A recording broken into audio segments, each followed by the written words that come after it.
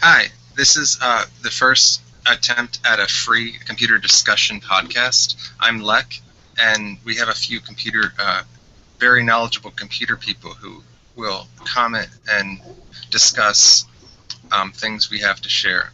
Okay, I may, I have something to share for the free community. I made, I'm working on an operating system, which is right now a Linux distribution. It's for the technical people. It's a Debian respin based. It's on Intel architecture, and it just went into beta today. You can download it from my website at www.lexite.com. I'll show it in a bit. What it is, Debian is, in my opinion, the best free operating system once you fix it up. It's this, as of a month ago, it's the second most popular Linux download. So Debian is the second most popular Linux right now, and it's good, questionably one of the best. So I took it and I fixed the things that the #1 distribution did to fix it. Specifically, you can see on my website, just to run down, I added added applications that I thought should be in there, took away bad applications, and in addition, added repositories which allow you to download any application you want. You know. So, I'm going to show my website. This is a screenshot of showing unfortunately, the first release is only GNOME 3.4, which is the desktop environment. Like Windows and Macintosh, you don't get a choice, but for Linux, you do get a choice. The second release, I want to make it any desktop environment. As you'll see, it looks a lot like Macintosh, because Macintosh was originally made right from Linux. So it's not like command line like a lot of people think Linux is. That's antiquated information. And here's just the picture I changed. So all this is downloadable, and I have the source here too, if for people who really want to see what's going into their computer. Beyond that, all right. So I'd like to ask Cody his thoughts on Lek Linux and anything. If you know, he hasn't tried it because none of these people have tried it. None of my friends here, because it just went into beta today. But I want to see what his thoughts are about this. From what I'm hearing, it looks interesting. I might just put it in a VM if I can get that running on my OpenSUSE partition. If I can, I'm definitely going to give you my results. But from what you're saying, that might just replace OpenSUSE when it gets more stable. So honestly, I cannot say much more because I do not have much to go on with that. Over to you, Seeker. All right, thank you, Cody. Actually, Lek, I'm trying to download the site. I'm trying to download the file. You're going to provide a link for it. I'm looking for it right now.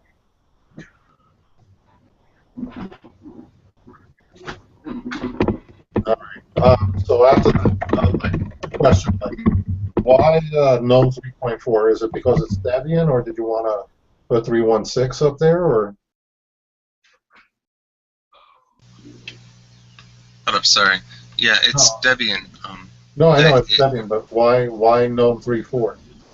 GNOME because I spent 5 months making the operating system, and it was too hard in the first release to do everything all at once. So I'm doing it in steps.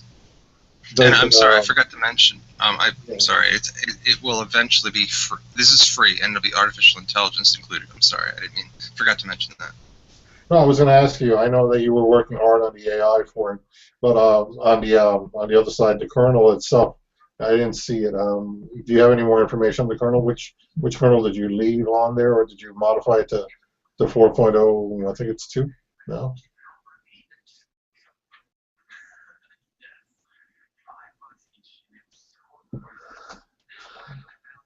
All right.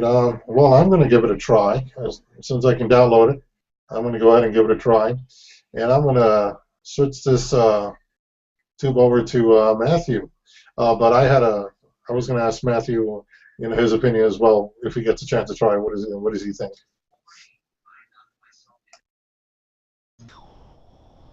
Well, Debian's a strong base to go on. It's pretty dependable, has good driver support, lots of packages available for it.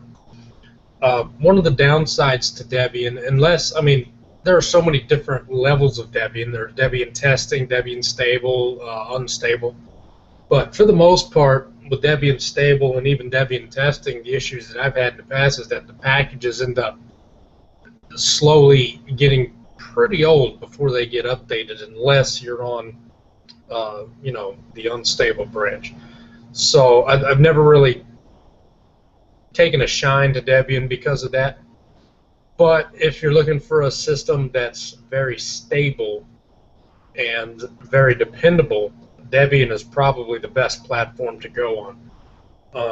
I haven't tried this particular distro, but it does seem pretty interesting. So, yeah, I guess I'll download it and give you my opinion at that point. So I guess I'll hand this over to Grant.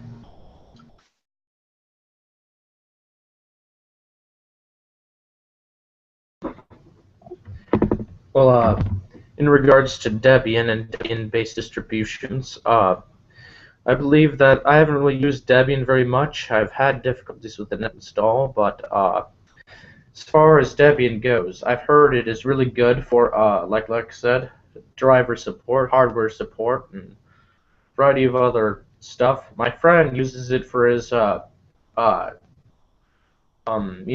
forensics-related stuff like hacking, but I believe Debian has a variety of good things to use and a lot of options to offer.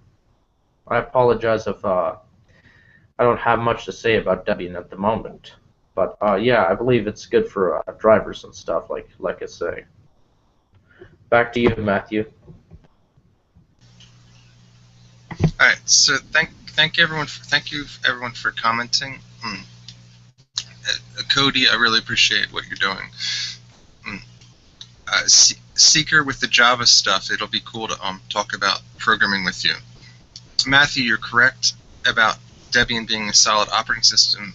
At least according to DistroWash, the top 3 Linux downloads in the last month were all Debian package based.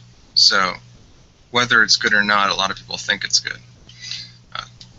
Grant, I appreciate you bringing up that I said Debian has the best hardware support I've found, and I'm not the only person who's found that with operating systems.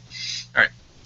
So, all in all, as a conclusion for my operating system, it's, in my opinion, it's the best free alternative for a desktop operating system, not mobile.